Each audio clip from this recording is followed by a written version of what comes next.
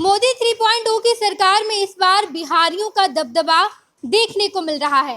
अब तक जो 6 नाम निकलकर सामने आए हैं उसमें से जेडीयू के 2 नाम, ललन सिंह का नाम शामिल है, रामनाथ ठाकुर का नाम शामिल है। दूसरी तरफ बीजेपी के 2 कद्दावर सांसदों का नाम शामिल है, जिसमें से गिरिराज सिंह और नित्यानंद राय। बाकी 2 दलित नाम है, चिराग पासवान और जीतन राम मांझी। ये 6 नाम अब तक निकलकर सामने आए हैं जो कि मोदी 3.0 की सरकार में रहेंगे। मेरे साथ राजीव रंजन जुड़े हैं।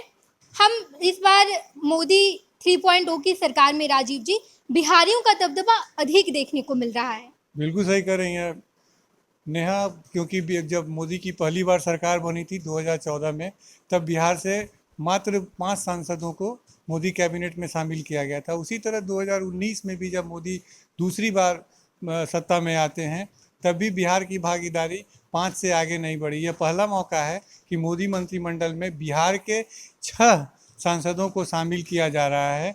तो ये बिहार के लिए एक अच्छी खबर है।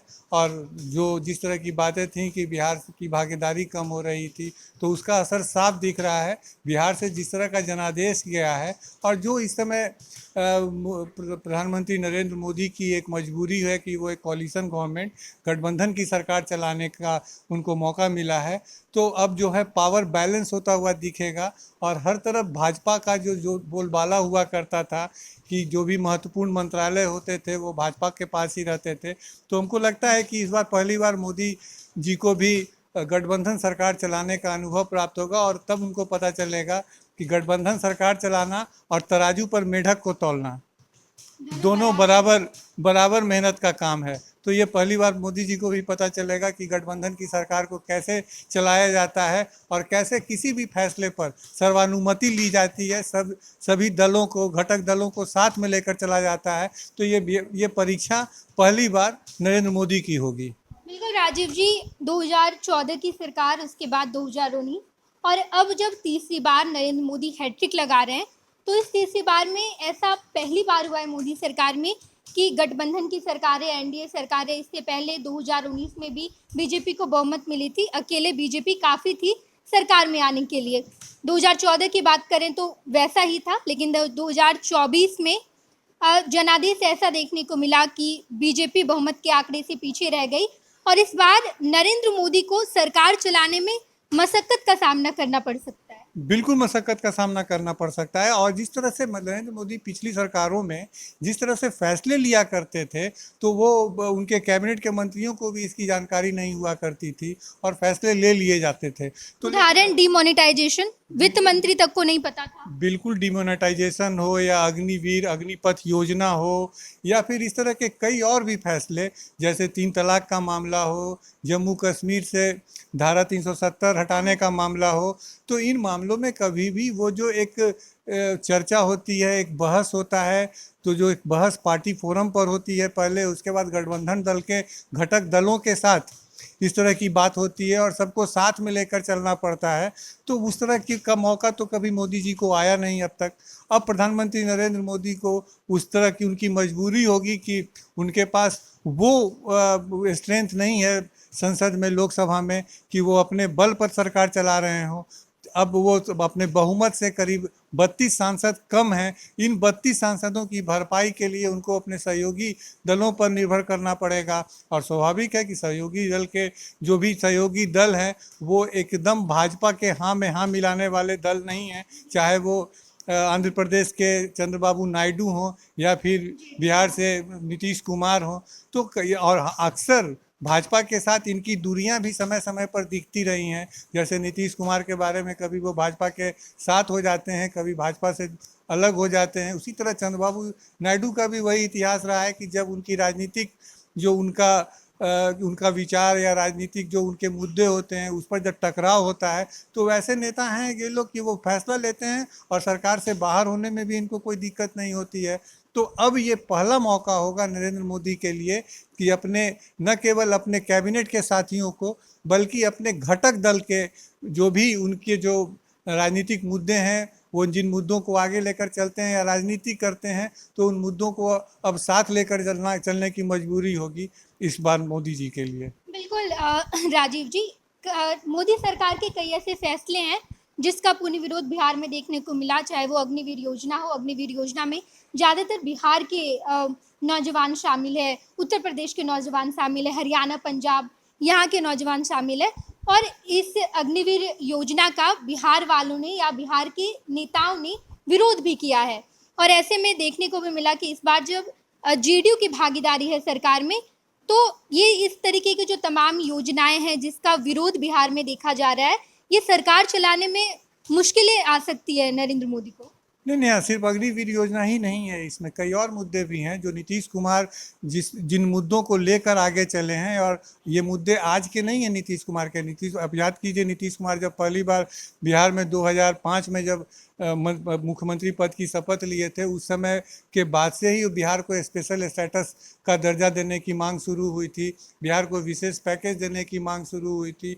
और ये मांग ऐसा नहीं है कि अभी जदयू ने वो मांग को छोड़ दिया है। जैसे ही जनादेश आता है 4 तारीख को, उसके बाद जदयू नेताओं के बयान सामने आने लगते हैं, चाहे वो केसी त्यागी हो, चाहे वो विजय कुमार चौधरी हो। उन्होंने स्पेशल स्टेटस की भी मांग की गई। बिल्कुल स्पेशल स्टेटस की, बिहार को विशेष राज्य की दर्जा की मांग की गई है। और बिहार के 2 बड़े नेताओं ने, केसी त्यागी और विजय कुमार चौधरी, इसकी याद दिला चुके हैं। केसी त्यागी तो अग्निवीर की भी बात कर रहे हैं। केसी त्यागी तो यूसीसी, एनआरसी और सीएए जैसे जो कुछ विवादास्पद फैसले हैं केंद्र सरकार के, उसके वो मुद्दे भी उठाने शुरू कर दिए हैं।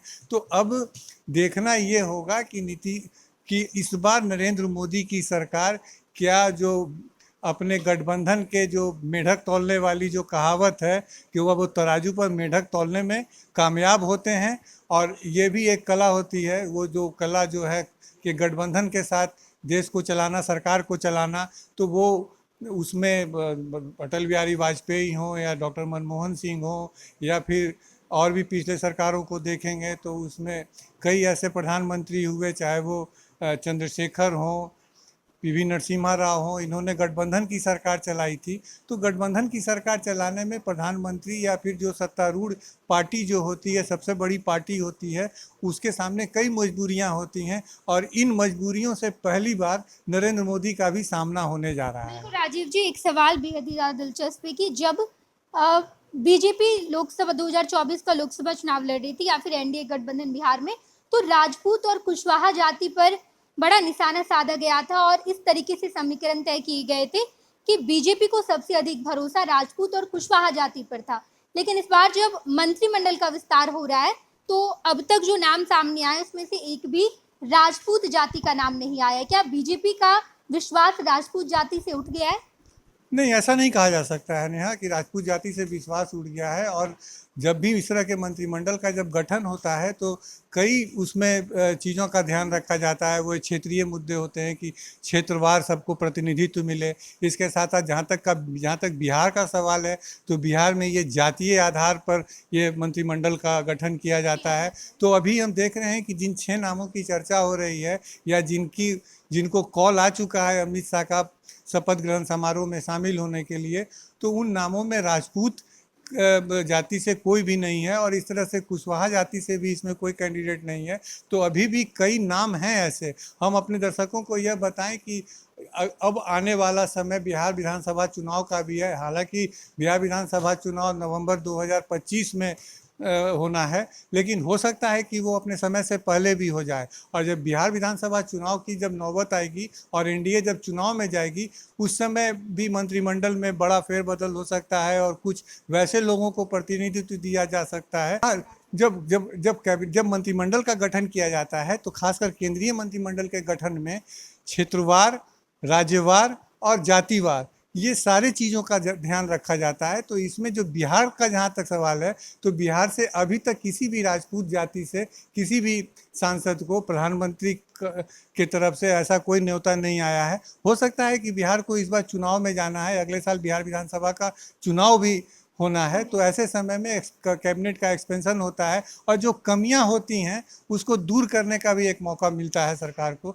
तो अभी हम देख रहे हैं कि इसमें राजपूत का कोई भी प्रतिनिधित्व नहीं है, जबकि बिहार से 3 बड़े नेता भाजपा की तरफ से ही इस बार चुनाव जीते हैं, चाहे वो पूर्वी चंपारण से राधा मोहन सिंह हो, सारण से राजीव प्रताप रूड़ी हों या फिर महाराजगंज से जनार्दन सिंह सीकरीवाल हो, तो ये 3 राजपूत नेता हैं और तीनों कैबिनेट में शामिल होने की हालांकि चर्चा तो इन लोगों के नाम की थी, बिल्कुल नाम से थी। और अब बिहार को ये पहली बार 5 की जगह 6 कैबिनेट में जगह मिल रही है, तो हम उम्मीद करते हैं कि आने वाले दिनों में बिहार विधानसभा का चुनाव जैसे जैसे नज़दीक होगा तो केंद्रीय मंत्रिमंडल में बिहार का प्रतिनिधित्व कुछ और अधिक संख्या में दिखने लगेगा। बहुत बहुत धन्यवाद राजीव जी। देखना दिलचस्प होगा, आज मंत्रिमंडल का विस्तार हो जाएगा और जो 6 नाम अब तक सामने निकल कर आए हैं, इन नामों के अलावा भी और कोई नाम क्या इस लिस्ट में शामिल होते हैं, तमाम खबरों से हम आपको रूबरू कराएंगे। देखते रहिएगा फर्स्ट बिहार झारखंड। धन्यवाद।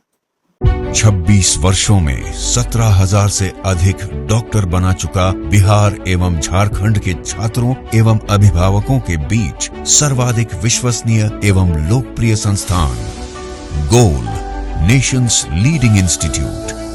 हमारा विश्वास गोल के साथ।